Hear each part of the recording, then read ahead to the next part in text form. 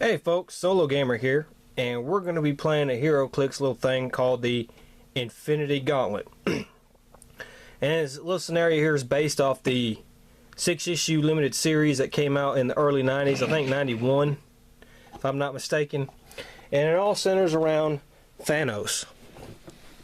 Now, of course, if you've seen the Avengers movie, you know that Thanos made a little cameo appearance in the end, and that Tesseract thing ended up being one of the parts of the Infinity Gauntlet, and there was another mention in the new Thor movie. So let me explain a little bit about Thanos. Thanos was created by Jim Starlin, who's an excellent comic book writer. And Jim Starlin, to me, is the master of the cosmic comic books. I mean, guy's just excellent. Well, he created Thanos, I think it was in either the 70s or 80s, and Thanos originally was an Iron Man villain. And he kind of really wasn't much when he first came in, but over the years he grew popular and grew more powerful, and Jim started writing some more of books like Adam Warlock here, and this ended up being Thanos' nemesis right here. Well, Thanos kept trying to take over the universe. He came close several times, but he always kept getting beat, usually by himself in the end, ironically. And then eventually Thanos was killed. He was destroyed. Adam Warlock died as well. Those two, you know, basically killed each other, kind of. And so, for a long time, that was the end of it. Then in the late 80s, Jim Starlin took over, started the Silver Surfer comic book. He took over, they created another new series for the Silver Surfer, and Jim Starlin took it over. And Jim Starlin, again, is a great writer. I got that comic book series. I loved it. It was great. And he decided to bring back Thanos. And so one summer, for a special, right before the comic book bubble really started going, he brought Thanos back and made the series called the Infinity Gauntlet. And what that was Thanos, Death brought Thanos back. Thanos had always loved Death and worshipped her. And she brought him back because she thought there were too many people alive in the universe. There was more people alive than there were dead. So she charged him with killing half the population of the universe. Well, Thanos, being a genius that he is, figured out that if he took the 6 gems of power gems, the Infinity Gems, and brought them together, he could basically become a god, and the god of all gods, and do what Death's charged him to do. So he schemed, he plotted, and in a little 2-part miniseries before the Infinity Gauntlet called Thanos Quest, he ended up getting all the Infinity Gems. And this also tied in with what was going on at the Silver Surfer comic book series at that time and everything. So Thanos got the Infinity Gems, and with the snap of his fingers, he wiped out half the universe. Animals, people, everything included. And the superheroes on Earth didn't know what was going on. Half of them had been killed with the snap of a finger. The Earth was getting screwed up, and everything was just going to end. The Earth was going to end up being destroyed because it was getting closer to the sun and all that kind of stuff. The heroes really wanted to know what was going on. The Silver Surfer knew what was going on because he had a confrontation with Thanos, so he went to Earth and tried to warn them, but Thanos hurt him bad enough to where, you know, he got delayed a little bit. But what Thanos didn't know was that Adam Warlock, who had died and his soul went into the soul gem Thanos had, was able to get out of the soul gem and go to Earth and try to make preparations to stop Thanos. Now, Adam Warlock really knew that Thanos couldn't be stopped by heroes or any of the other galactic gods or anything like that. That the only person that could really ever beat Thanos was Thanos. But Adam Warlock did what he had to do, and he came up with a plan that would hopefully had a very small chance of working, but hopefully would be a good enough diversion to where he could actually do his plan and take the gauntlet. And so Adam Warlock, with the help of the Silver Surfer, gathered up some of the remaining Earth's heroes. And in that hero pool, we have Thor, Fire Lord, who was a Herald of Galacticus, Namor, Cloak, Cyclops from the X-Men, Iron Man, Drax the Destroyer, who had also died, and who was a nemesis of Thanos, but had been brought back as well.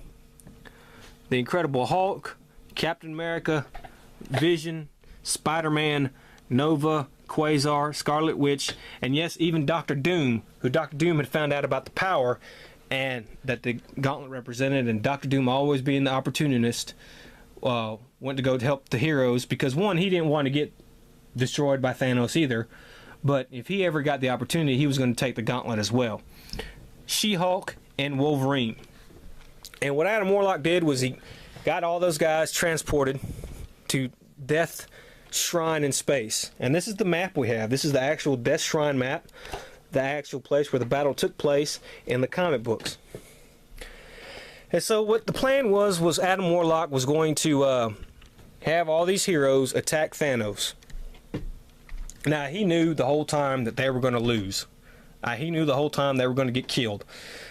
But him and the Silver Surfer stayed away a bit enough, and he was hoping that Thanos would become just enough distracted that the Surfer could rush in, grab the gauntlet off of Thanos, and then make way with it. Now, he really didn't think that was going to work, but it was a chance because he knew that otherwise other options were going to come and play, and so on. And eventually it worked. The Silver Surfer did not get the gauntlet from Thanos, though. It's not what happened. What happened was Thanos, who he created a being because death had spurred him because Thanos had got too much power. So he created a being out of nothing called Taraxia. He made him like her, and what happened was all those heroes went and fought Thanos and Taraxia on the thing, and Thanos and Taraxia killed them all, every single one. It was the first time in a long time that you saw actual superheroes get killed. Of course, they didn't stay dead, but, you know, they died in cool ways, too. And so, right before Thanos was fixing to kill Captain America, Silver Surfer tried to swoop in and get the gauntlet, but he missed. And Thanos realized what he had done, where he almost lost it, and so he tried to put things back to normal, and then ended up, actually Adam Warlock ended up getting the gauntlet in the end, and Thanos would kind of start on his track a little bit to be a good guy. Not really a good guy, but somebody who, if somebody else came in the universe and threatened his well-being, then he would attack them as well.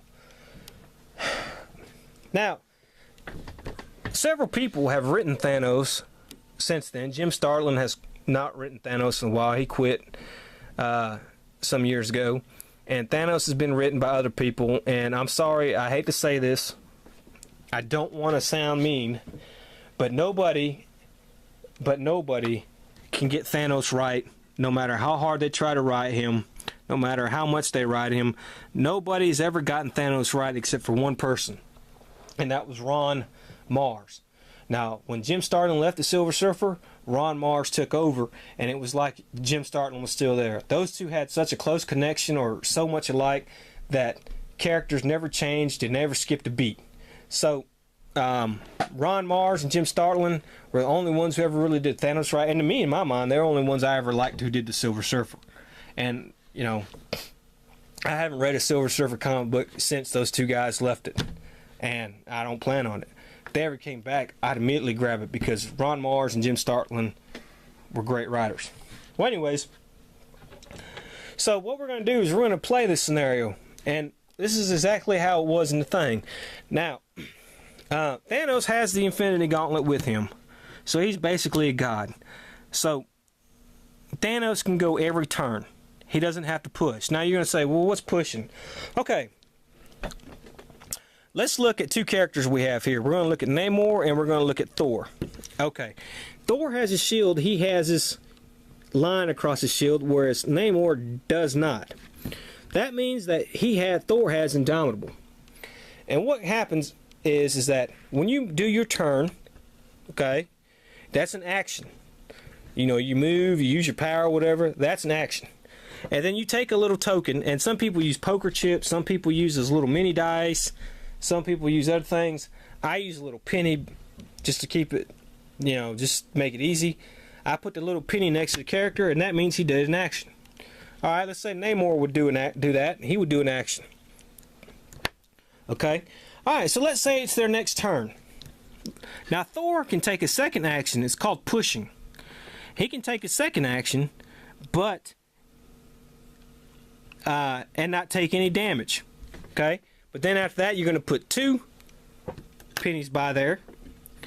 And the next turn after that, you have to clear those pennies off. Thor can't do anything. You can't go 3 times in a row. Okay?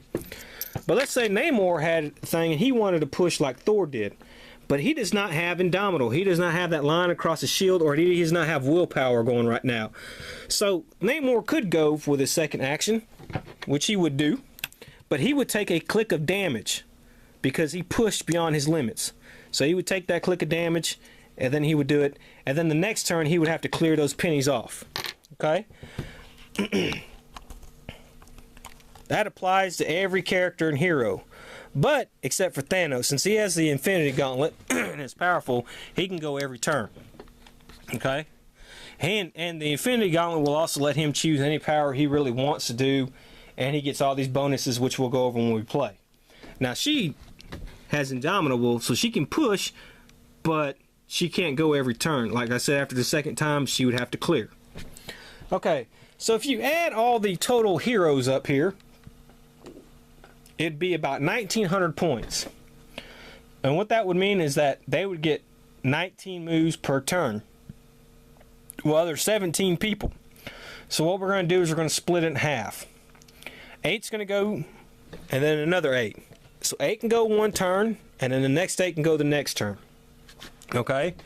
And what we're going to do, how we're going to do it is we're going to randomly, in order to make this random, I'm going to close my eyes. I'm going to put all these cards here. And I'm going to close my eyes, and I'm going to pick the card from the top. And the card I pick is the first one that gets to go. Okay?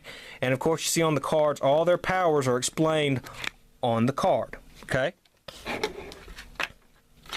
So that's how we're going to do it. That is different from regular heroclix games, because normally when you play, you can't move every turn. But like I said, Thanos has the Infinity Gauntlet. Also, they cannot kill Thanos. Okay? Their goal in this game is to be a diversion to try and wear Thanos down. If they get Thanos, every time they do a hit on Thanos or hurt him, the Silver Surfer can decide to try to go steal the gauntlet. But look, Thanos has a defense of 19 right off the bat, plus he has bonuses because of the gauntlet. So they want to try to get his health down, or his defense down enough to where the Silver Surfer can take one shot, and one shot only. Okay? And if the Silver Surfer misses on that one shot, then the game is over, the heroes lose. If the Silver Surfer gets the gauntlet, makes a successful roll, and gets the gauntlet, then the heroes win. Okay? But look at his defense. He's going to get bonuses too now because he has the gauntlet. So his defense is going to be pretty high. Okay? So, the Silver Surfer's we got to figure out when the right opportunity is for him to go, because Thanos can also have powers that enable him to super senses and dodge and stuff like that. And we'll go over that, like I said, when we do it.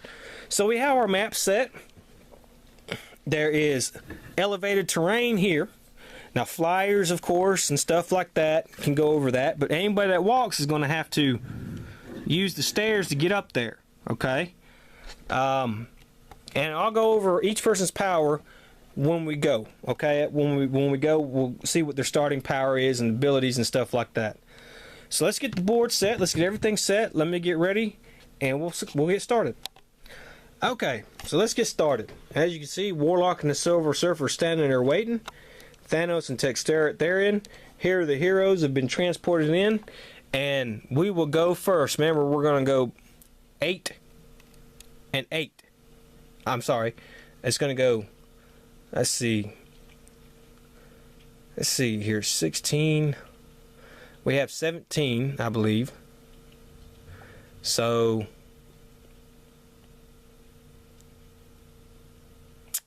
6, 6, and 5. We're going to do 6, 6, and 5.